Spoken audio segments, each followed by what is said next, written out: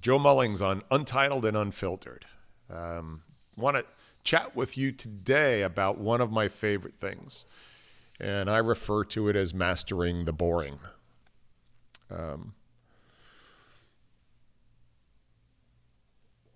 Most people get crushed under the boring, and I want to make sure I qualify the boring appropriately for you.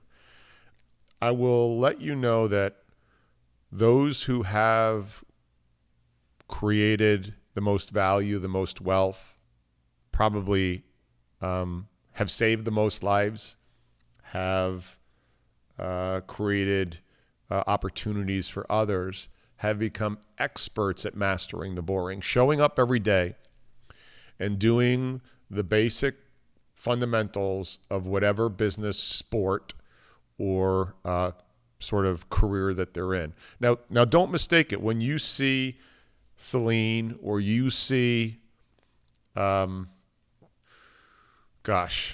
any great athlete, you see brilliance and you see performance and you see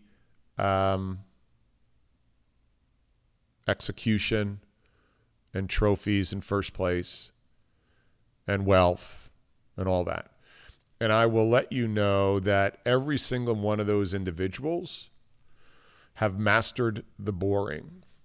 But what we only see are the extraordinary performances that are the result of showing up every day, every minute, every hour, and working on the things that most others don't want to work on. And it's always been fascinating to me that there are people who want amazing careers, 40-year plus careers. They want wealth. They want millions, tens of millions, hundreds of millions of dollars, yet they won't immerse themselves in the boring for 5 to 10 years.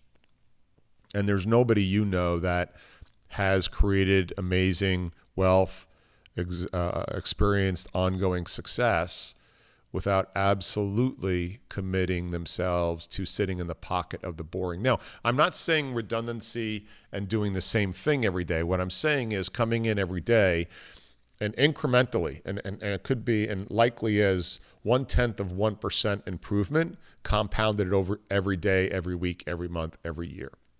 And you obviously have to pick what it is that you're going to make your decision on. And it's called, I call it a mercenary missionary mindset.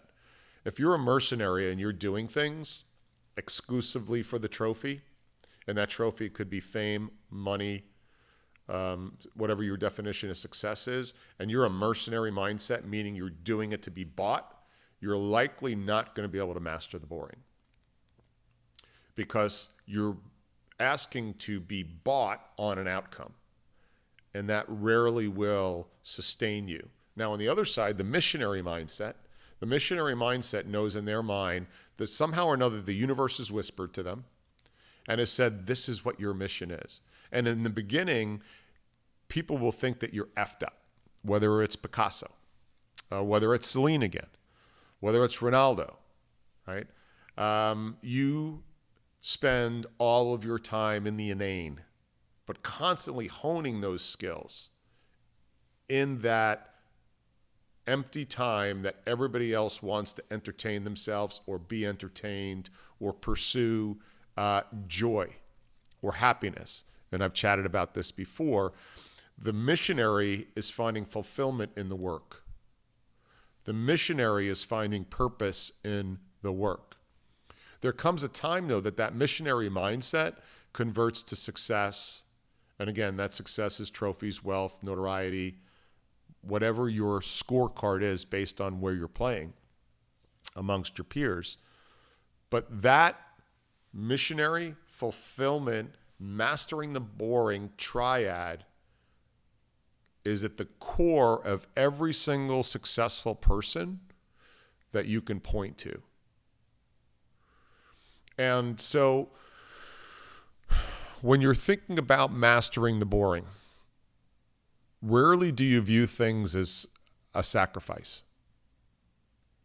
The most brilliant performers get so jonesed by mastering the boring that they spend time in that where they almost seem like they're odd. And if you think about all of the people that you know or you watch, again, that are on a stage or in a business suite or living a quote unquote life that you aspire to live for whatever reason, and I'm not saying it's the right or wrong life, but the people who have raised themselves near the top of their game have always had a missionary mindset.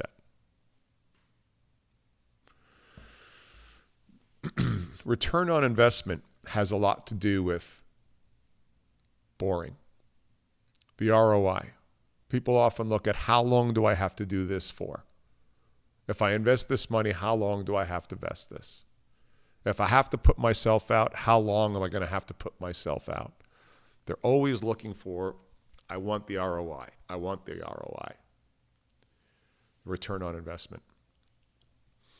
And if you have the ROI on the top of your list or even in the top 5 of your list and you're looking for the ROI, there's a direct correlation to how high you put that ROI on your list to your level of success.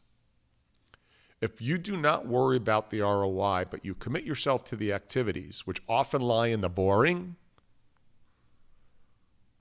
your ROI will be greatly accelerated because you're not looking for the shortcut. When you are lining up ROI to activity, you are constantly looking on how can you reduce that return on investment. Again, investment being time, money, effort, skill, commitment.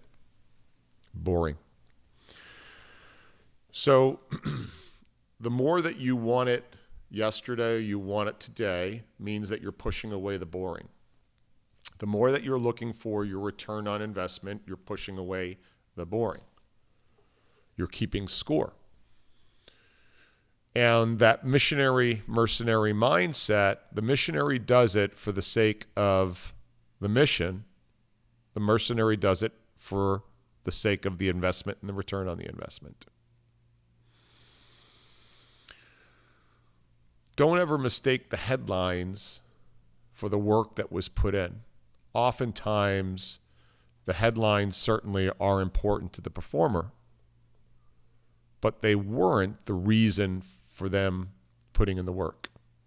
If you're pursuing an activity for the headlines, I can guarantee you that exhaustion, potentially poverty, risk, anxiety, all will beat out your staying power on the pursuit of that which fulfills you. And the road to success is so brutal that if you're keeping score on that road, you're going to quit.